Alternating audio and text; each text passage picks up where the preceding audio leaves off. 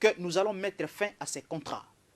Nous allons mettre fin à ces contrats. Et lui-même aussi, le président de la République, après son élection, après son investiture, en date du 7 février 2019, quand il s'est entretenu avec notre diaspora vivant à Brazzaville, le président a réitéré son vœu en disant qu'il mettra fin à ces contrats. Et aujourd'hui, le temps a sonné. Le temps a sonné.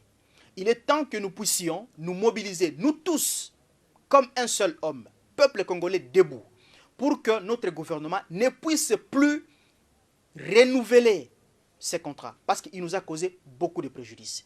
Pour que, désormais, nos passeports biométriques soient locaux.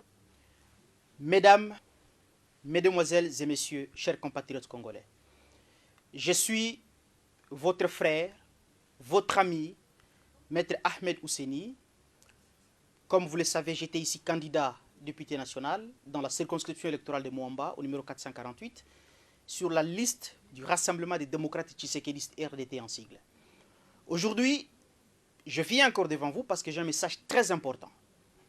Le message que j'ai à vous passer est que, comme vous le savez, le gouvernement de notre pays avait conclu en date du 11 juin 2015 un contrat avec un consortium des sociétés commerciales étrangères du groupe belge Semlex sur la production et la vente de nos passeports biométriques. Et presque pendant 5 ans, nous tous, vous et moi, nous nous sommes indignés. Nous nous sommes indignés effectivement avec raison parce que, en lisant les contrats que notre gouvernement avait conclus avec le groupe belge Semlex, déjà de par la forme, ces contrats qui est évalué à près de 222 millions de dollars américains. Ces contrats étaient conclus par la procédure de gré à gré. Aucun appel d'offres n'a été lancé à l'époque pour que notre gouvernement puisse conclure ces contrats avec la société qui aurait présenté l'offre la moins disante. En surplus, quand nous analysons encore les fonds de ces contrats, on constate qu'il y a 2 bémols. Primo, le passeport congolais, son prix a été fixé dans ces contrats. Il a été fixé effectivement à 185 dollars américains, le prix unitaire. Et notre passeport que je détiens ici, quand vous le consultez, il n'a que 15 petits feuillets. 15 seulement. Ce qui fait en sorte que notre passeport est aujourd'hui le passeport le plus cher du monde. Même les passeports des États-Unis d'Amérique, c'est lui, français ou britannique, qui sont d'ailleurs le passeport le plus puissant et le plus sécurisé, ne sont pas à ce prix-là. Et connaissant encore nos réalités, certains parmi nous, vous et moi, nous avons déboursé au-delà de cette somme, voire même 250, 300 dollars pour obtenir un passeport congolais. Et je n'ai pas oublié les calvaires qui rencontrent aussi nos compatriotes qui vivent dans la diaspora. Parce que dans la diaspora, le prix est presque le double. L'on y incorpore encore les frais de transport par DHL et autres. Et pour ceux qui vivent dans des villes en dehors ou loin des capitales où se trouvent nos ambassades, il y a encore des accommodations qu'il faut prévoir, les frais des avions, les frais d'hôtel et consorts. Bref, c'était presque un calvaire financier que nous avons vécu presque pendant 5 ans.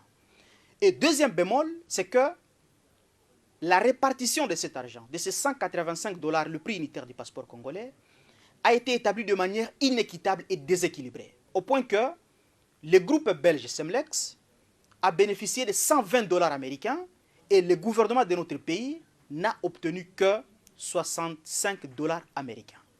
65 dollars américains seulement. Pendant 5 ans, depuis le 11 juin 2015 jusqu'à ce jour, vous et moi, nous nous sommes indignés. Nous nous sommes indignés, nous avons crié, nous avons crié. Mais comme même les Saintes Écritures le déclarent, chaque chose qui a un début a inéluctablement une fin. Quand nous analysons encore ce contrat, qui a 10 pages, je l'ai lu de bout en bout. Ce contrat qui a 10 pages, quand on lit son dernier article, il consacre quand même la fin de ce calvaire. Parce qu'il est dit que ce contrat était conclu pour une durée de 5 ans.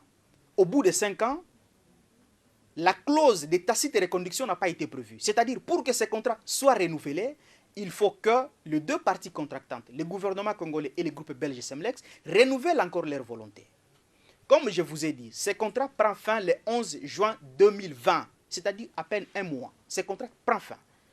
Et il est temps pour nous, peuple congolais, parce que nous nous sommes indignés avec raison, que nous puissions réclamer à ce que ce contrat ne soit plus renouvelé.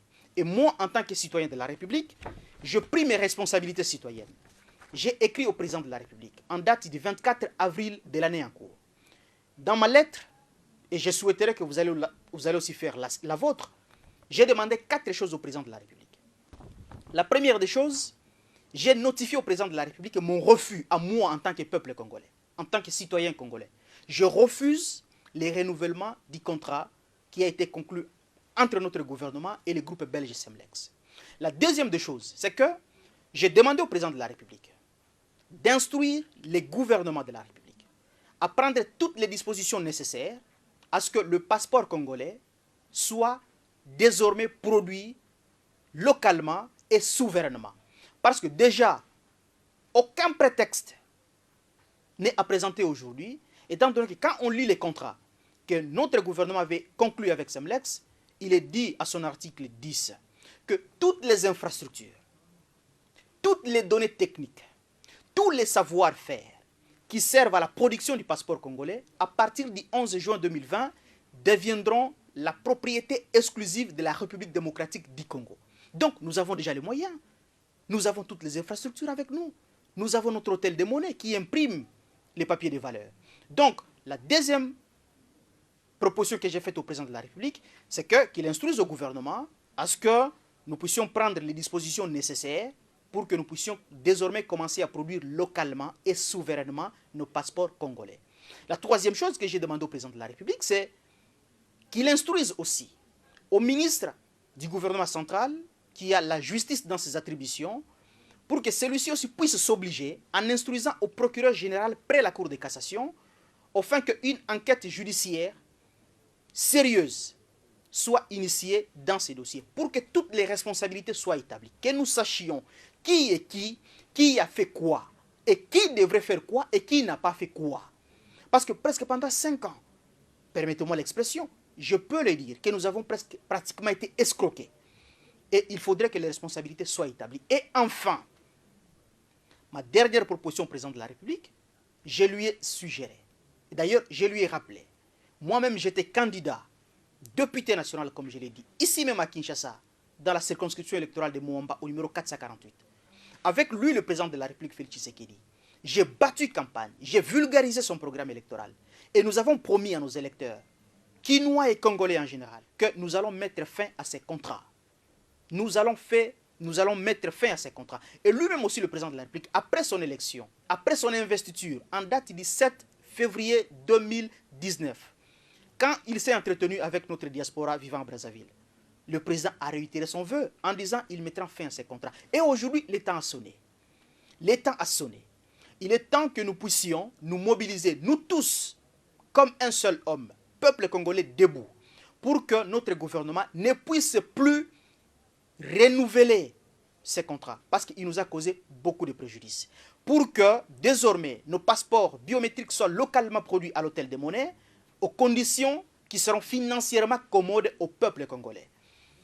Et malheureusement, nous sommes pendant la période d'état d'urgence. J'allais prévoir les marches de protestation. Mais présentement, sur instruction du président de la République, nous ne pouvons pas nous rassembler au-delà de 20. Et d'ailleurs, certains endroits de la République sont confinés. Donc, les marches ne sont pas possibles pour l'instant. Mais je vous demande, partout où vous êtes, au Congo ou même dans la diaspora, que vous puissiez hausser les tons, que nous puissions faire le maximum de bruit citoyen possible pour faire reculer notre gouvernement et afin que nous soyons libérés de ces gouffres dans lesquels nous sommes retrouvés pendant 5 ans.